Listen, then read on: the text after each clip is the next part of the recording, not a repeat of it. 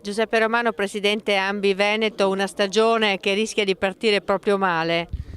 Una stagione che rischia di partire malissimo perché la stagione è molto siccitosa, da qui la necessità urgente di avere un incontro con la regione, anzi con le regioni, in principal modo con la regione del Veneto, per instaurare, a partire con quel tavolo di concertazione fra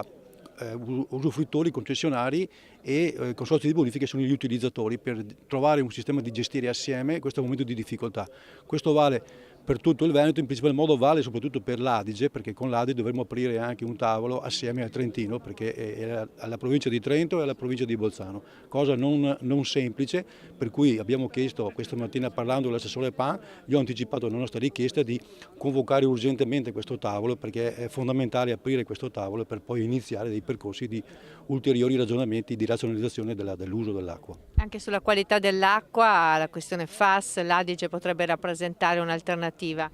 L'Adige è sicuramente un'alternativa dal punto di vista irriguo per questo territorio, però ripeto, come ho detto anche prima nell'incontro, noi chiediamo l'acqua, abbiamo fatto una richiesta ufficiale come consorzio di bonifiche per avere la portata massima che il canale Leb può derivare dall'Adige, per dare quella capacità d'acqua, per dare quelle risposte che questo territorio chiede da tempo e che il mondo agricolo chiede da tempo. Per cui questo è necessario, di avere l'acqua quando soprattutto c'è. Ovviamente quando non c'è, ma per altre questioni, non certamente perché questi vengono trattenuti a monte sui bacini di montani.